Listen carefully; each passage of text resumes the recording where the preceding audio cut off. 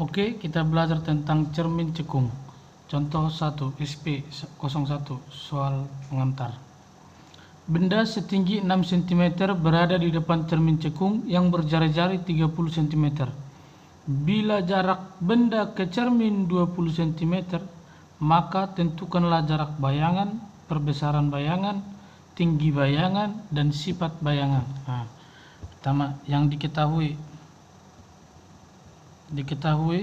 benda setinggi berarti H sama dengan 6 cm.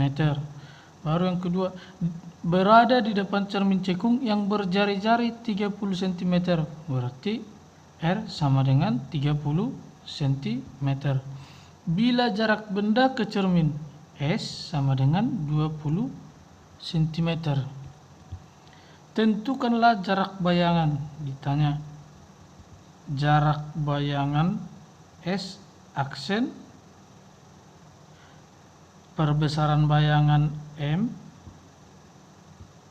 tinggi bayangan H aksen, dan yang terakhir itu yang ditanya sifat bayangan. Jawab.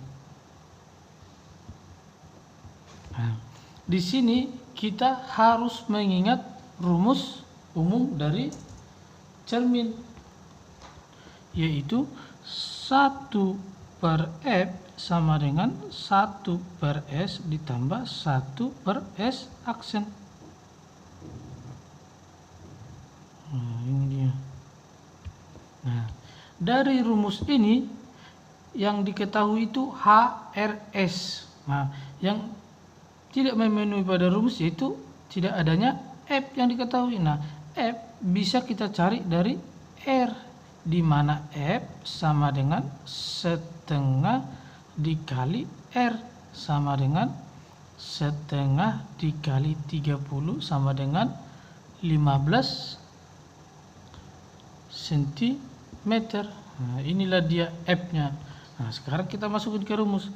1/F sama dengan 1/S ditambah 1/S aksen. 1/15 sama dengan 1/20 ditambah 1/S aksen. Nah, yang ditanya tadi apa? S aksen, berarti 1/S aksen sama dengan 1/15 dikurang 1/20. Nah, 1/S aksen sama dengan, nah sekarang kita menyamakan penyebut. Berapa penyebutnya? Bisa kita kali penyebutnya, yaitu 15 dikali 20 berapa? 300. 300 dibagi 15 sama dengan 20. 20 dikali 1 20 kurang 300 dibagi 20 sama dengan 15 dikali 1 sama dengan 15. Makanya 1/S aksen sama dengan 5/300. S aksen sama dengan 300/5 sama dengan 60 cm.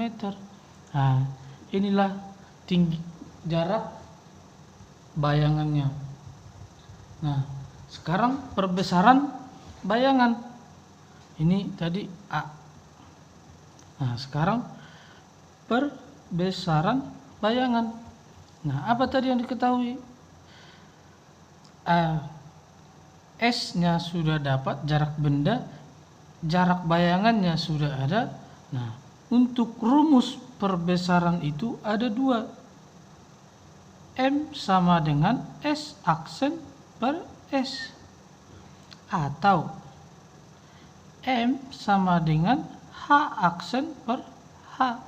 Nah, kapan dipakai S aksen per S? Jika di dalam soal yang memenuhi atau yang diketahui itu ada S aksen dan S. H aksen itu digunakan ketika di soal yang diketahui ada H dan H aksen. Nah, sekarang yang memenuhi itu apa? S aksen dan S, berarti M sama dengan S aksen per S. S aksennya berapa? 60. S nya berapa? 20. maka dapat berbesarannya 3. Nah, begitu dia.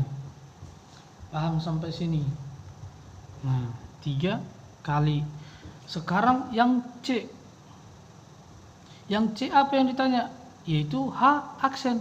Nah, untuk mencari tinggi bayangan, tadi sudah ada rumus M sama dengan H aksen per H.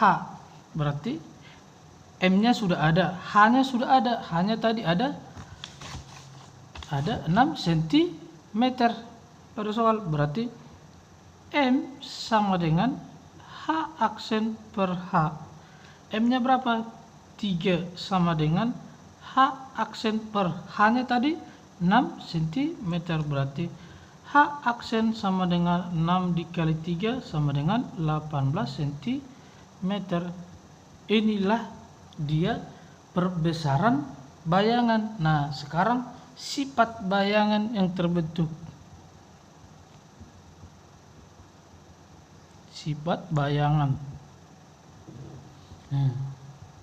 Untuk menentukan sifat bayangan, tadi sudah kita hitung bahwa yang pertama itu S aksennya berapa? S aksen sama dengan 60 cm. H aksennya ada 18 cm. Nah, sekarang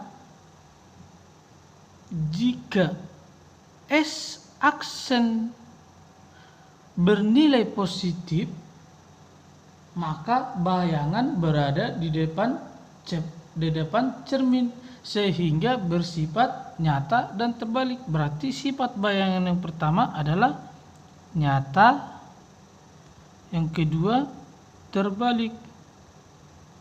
Nah, saya ulang, kenapa dia nyata dan terbalik? Karena S aksen atau jarak bayangan bernilai positif, makanya bayangan berada di depan cermin sehingga dia membentuk bayangan nyata terbalik. Nah, itu dia. Nah, sekarang yang ketiga, diperbesar. Kenapa diperbesar? Kenapa diperbesar? Karena H aksen lebih besar dari H. Artinya tinggi bayangan lebih besar dari tinggi benda.